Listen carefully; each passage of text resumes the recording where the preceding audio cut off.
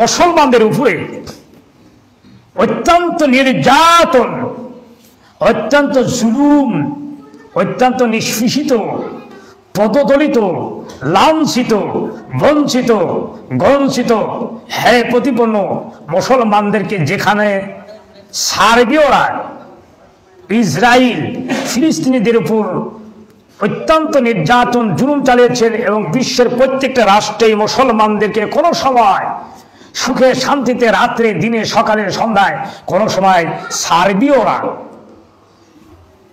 স্থির আরামে হচ্ছে না, শান্তি পাচ্ছে না। অহরহ খবর হচ্ছে, পেপারে পত্রিকা চলে আসছে, মুসলমানদেরকে যেখানে পাইতেছে সেখানেই তারা কুকুরের মতো, শুকুরের মতো, হাঙ্গরের মতো, কুমিরের মতো তারা আচরণ করতেছে এবং তাদেরকে স্টিম রোলার দিয়ে তাদের শরীরের সমস্ত অঙ্গ প্রত্যঙ্গ টুকরা টুকরা ছিন্ন ভিন্ন করে ফেলে দিয়েছে।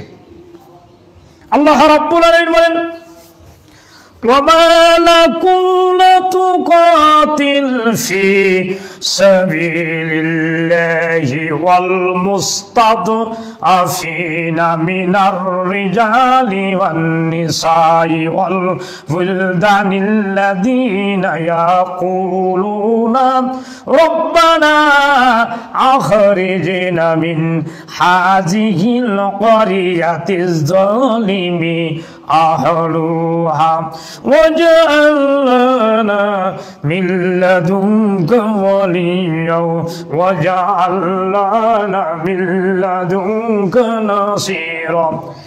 কি হলো মুসলমান, কি হয়েছে তোমাদের? কে তোমাদেরকে ঠেকায়?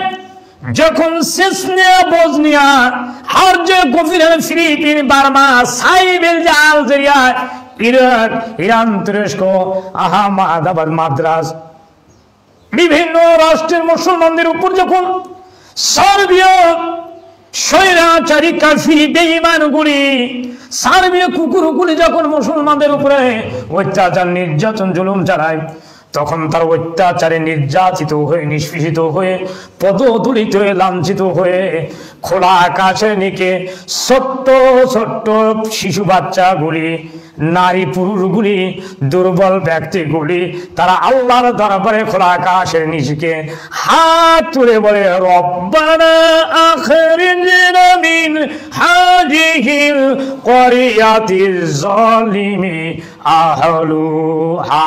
আয় আল্লাহ তাআলা, আমাদেরকে কাফির সরকারের হাত থেকে, জালিম সরকারের হাত থেকে, স্বৈরাচারী সরকারের হাত থেকে, নাস্তিক সরকারের হাত থেকে, মুরতাদ সরকারের হাত থেকে আমাদেরকে আমাদের স্ত্রীদেরকে, নারীদেরকে, ছোট ছোট শিশুদেরকে, বৃদ্ধদেরকে, যুবকদেরকে মেহেরবানি করে আমাদের নিরাপত্তা দান করুন, অন্যত্র নিয়ে যান।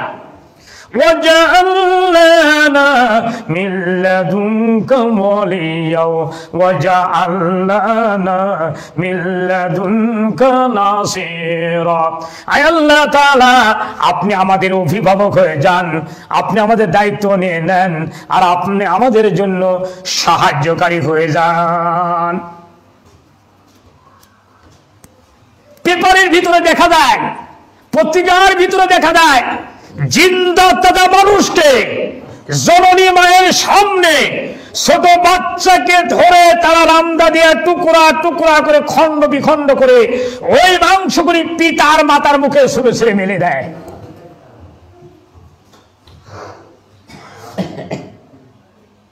মুসলমানের একটাই দোষ, তারা ঘোষণা দিয়েছে লা ইলাহা ইল্লাল্লাহু মুহাম্মাদুর রাসূলুল্লাহ।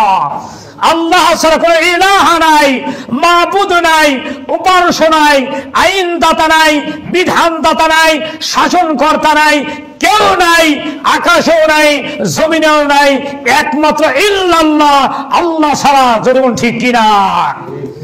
আর তারা ঘোষণা দিয়েছে মুহাম্মাদুর রাসূলুল্লাহ, একমাত্র প্রেরিত পুরুষ, আল্লাহর গোলাম, আল্লাহর বান্দা, আল্লাহ পাকের নির্বাচনে নির্ধারিত লিডার জনাবে মুহাম্মদ রাসূলুল্লাহ সাল্লাল্লাহু আলাইহি ওয়াসাল্লাম।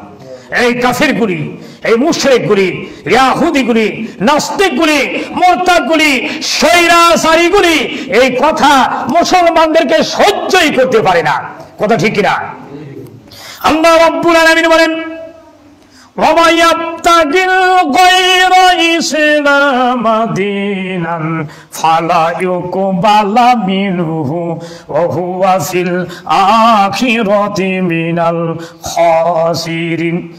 ইসলামকে বাদ দিয়ে, ধর্মকে বাদ দিয়ে যারা দাদা বাবু, কাকা বাবু, পিসি মাসির যারা মানে ইহকাল পরকালে তাদের এই সমস্ত আমল নামাগুলি আল্লাহ রাব্বুল ইজ্জাতের দরবার থেকে সব ধ্বংস হয়ে যাবে। ইহকালে ধ্বংস হয়ে যাবে, পরকালে ধ্বংস হয়ে যাবে, কোনো উপকারে আসবে না।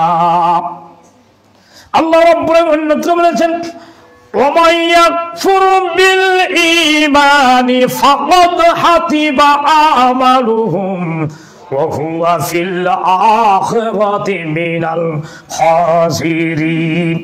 যারা আল্লাহ রাব্বুল আলামিনের প্রতি ঈমান আনা বাদ দিয়ে, ঈমানকে বয়কট করে দিয়ে, ভায়োলেট করে দিয়ে, আল্লাহর প্রতি যারা ঈমান আনে নাই, রাসূলের প্রতি যারা ঈমান আনে নাই, কিয়ামতের প্রতি, হাসরের প্রতি, মিজানের প্রতি, সিরাতের প্রতি, জান্নাতের প্রতি, জাহান্নামের প্রতি, আযাবের প্রতি, গজবের প্রতি যারা ঈমান আনলো না, অস্বীকার করলো, অবমাননা করলো, বিরোধিতা করলো, আল্লাহর জন্য আল্লাহর দিনকে যারা বাধা প্রদান করলো, আল্লাহ রাব্বুল আলামিন বলেন তাদের ঈমান তো দূরের কথাই, আমল আল্লাহর দরবারে করছেন গেল কবুল হবে না।